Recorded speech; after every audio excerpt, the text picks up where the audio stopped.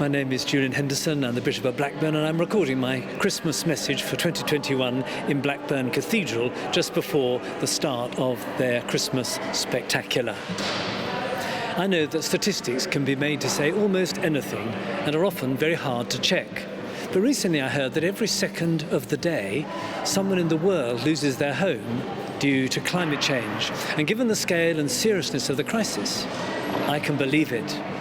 Being able to live in a place called home is so important for human well-being, for mental health, for stability and security. The growing number of refugees and asylum seekers around the world and record numbers of migrants trying to cross the Channel this year highlights the international homelessness crisis. Just this week, over 50 people have died in Mexico when a lorry carrying 160 migrants crashed and overturned. And also this week, the Pope has visited a refugee camp in Greece, condemning migrant exploitation. And all this migration leads too often to temporary and very basic accommodation, which too easily lasts much longer than it should. And sadly, that is happening even in our own country. There are a number of people currently seeking to set up an all-party parliamentary group to address the crisis in temporary accommodation in our society. 96,000 households are trapped in temporary housing, both for too long and sometimes below a reasonable standard. An ITV reporter, Dan Hewitt, has been unearthing the scandal of overcrowding, squalor and dishonesty in some of the arrangements for temporary accommodation. This sad reflection on our society is highlighted more sharply in this Christmas season, when time at home with family and friends is all part of the end-of-year festivities. There's a kind of expectation that everyone will have a great time. But the challenges of 2021 and the ongoing regulations to prevent the spread of these virulent viruses mean for many it's going to be tough.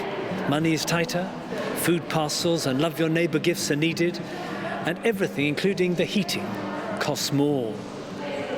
Well, the Archbishop of Canterbury has created a housing commission which made its first report this year and which looks at ways in which, as a society, we can address some of our serious housing needs. And the Church is committed to playing its part. Just this week I heard of a parish in the Diocese which in a development scheme is providing what we call affordable homes. That's great news. And it's here that the Christian faith in our Christmas celebrations has something extraordinary to say. We proclaim that God, the creator of this wonderful universe, chose to leave home to live here on earth, to be born in the womb of a teenage girl, which was his home for 9 months, then to enter the world in humble surroundings, to find himself in those early months fleeing as a refugee to a foreign country, then in his own words, to have nowhere of his own to call home or lay his head, and eventually to be driven out of the world that he made and that he loves. Here is a God who knows the pain and the anguish of the migrant homelessness story. Jesus, through his death, was taken to the lowest place, separation from his Father, because he took on himself the consequences of our selfishness and wrongdoing. And through his resurrection has opened up a way to triumph over all that spoils his world. So yes, we do whatever we can to meet human need. Using the words of the Crisis of Christmas advert this year, everyone needs a home. The homelessness and temporary accommodation crisis must be on our agenda.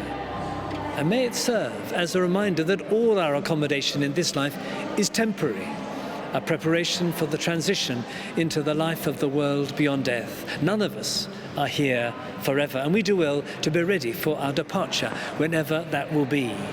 And the gift to us in the Christ child is the way, the truth, and the life to his eternal home, to which we are all invited. So my very best wishes for a happy Christmas to all whose homes at this time are in Lancashire.